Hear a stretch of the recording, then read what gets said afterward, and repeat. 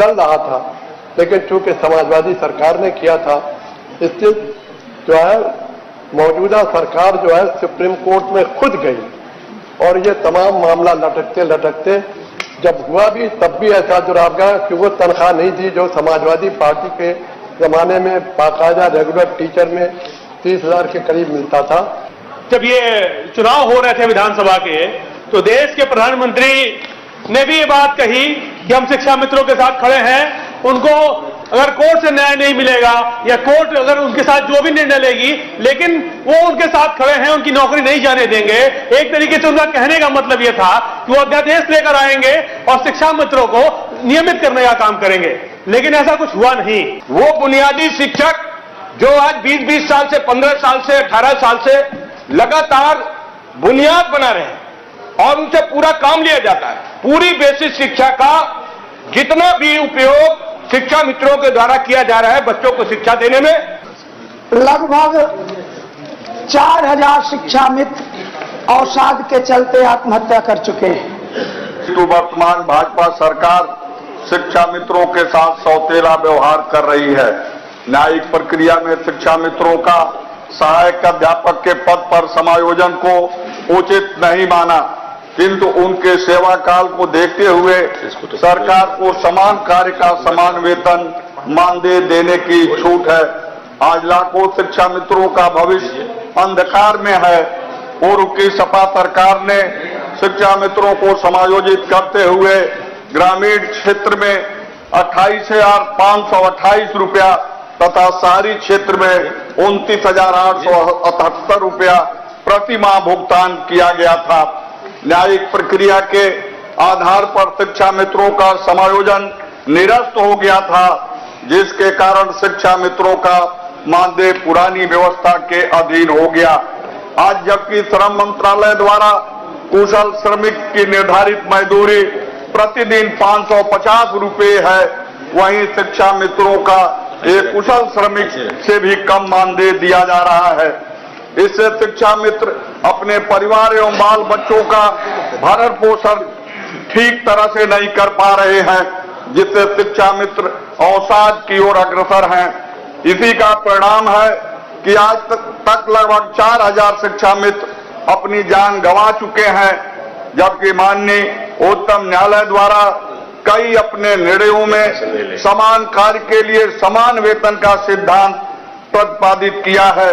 इसके बावजूद भी वर्तमान सरकार शिक्षा मित्रों को 10,000 रुपये मानदेय देकर आत्महत्या के लिए मजबूर कर रही है, जिससे स्थिति विस्फोटक होती जा रही है।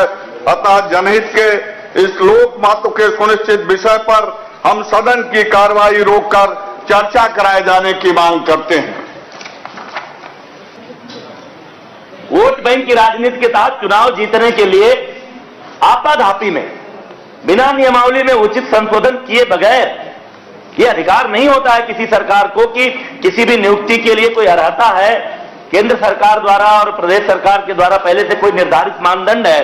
टीईटी की व्यवस्था जब इस देश में लागू हो गई कि प्राथमिक शिक्षा में शिक्षक बनने के लिए टीईटी पास करना अनिवार्य है, तो जब तक उचित माध्यम से संवैधानिक कार्यवाही के अंतर्गत उसमें छूट प्राप्त करने के लिए संशोधन नहीं किए गए थे, आनंद फानंद में एक बड़ा वोट बैंक 1.25 लाख से अधिक दिखाई दे रहा था। इसलिए चुनाव से पहले समाजवादी पार्टी की तत्कालीन सरकार ने उनको स्थायी करने का एक झुंझुना थमा दिया।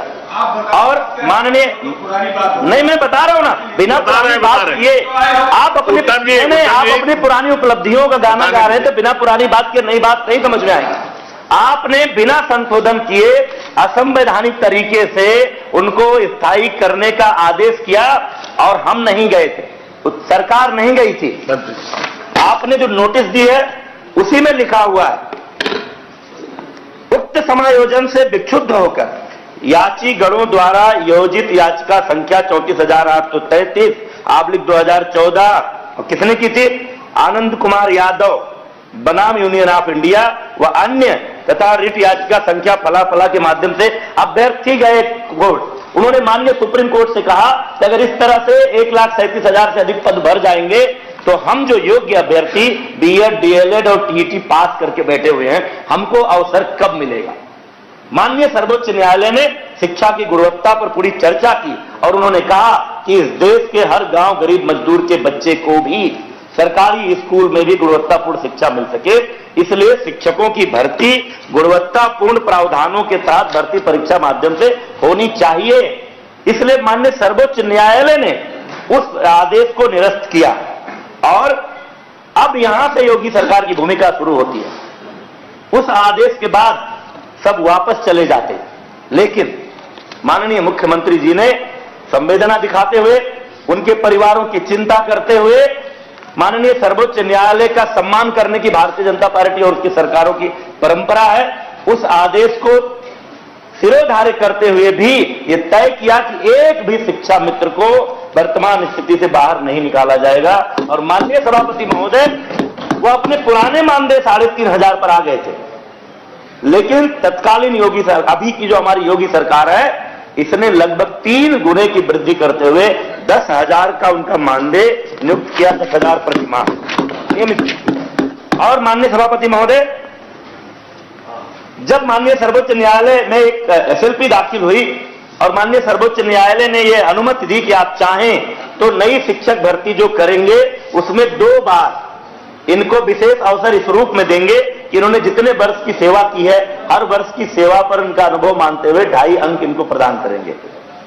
हमने 68,500 की भर्ती में और फिर 69,000 की भर्ती में 1,37,000 पदों की भर्ती का जो ये निकाला था, उसमें उनको 2.5 अंक प्रति वर्ष के हिसाब से भारांक दिया। अधिकांश लोगों को 25 नंबर का भारांक मिला, जिसके कारण पहली 68,500 सहायक अध्यापक भर्ती में लगभग 7,000 और 69,000 सहायक अध्यापक भर्ती में लगभग 8,018 शिक्षा मित्र चयनित हुए। हमने शिक्षा मित्रों को सीएल नहीं मिलता था, हमने जो 14 सीएल हमारे स्थायी शिक्षकों को मिलता है वो अपने शिक्षा मित्रों को भी देने का आदेश जारी किया है। हमने मैटरनिटी लीव इनको नहीं मिलता था, कोई महिला जो शिक्षा मित्र होती थी वो गर्भवती होती थी तो उसके सामने 2 ही विकल्प होता था कि या तो वो नौकरी छोड़े और नहीं तो उन परिस्थितियों में कैसे आए। इसलिए वेतन के साथ माननीय सभापति महोदय, हमने उनको 6 महीने का मैटरनिटी लीव का प्रावधान भी किया है। हमारी उनके साथ पूरी संवेदना है, लेकिन माननीय सर्वोच्च न्यायालय की मंशा, उनके आदेशों की अवहेलना हम नहीं कर सकते। हाँ, जो शिक्षा एक अभी 69,000 की भर्ती का मामला माननीय सर्वोच्च न्यायालय गया, शिक्षा मित्र लोग गए थे, वहां पर सर्वोच्च न्यायालय ने कहा कि यदि सरकार चाहे तो एक बार अगली जब कोई भर्ती होगी तो उसमें फिर से इनको भारांक दे। हम उसके लिए माननीय सभापति जी तैयार है। जब कोई फिर से भर्ती का विज्ञापन निकलेगा तो फिर एक बार शिक्षा मित्रों को जो 2.5 अंक प्रतिवर्ष के आधार पर उनको भारांक देना है वो फिर से हम देने को तैयार हैं। इसके अलावा कोई अतिरिक्त व्यवस्था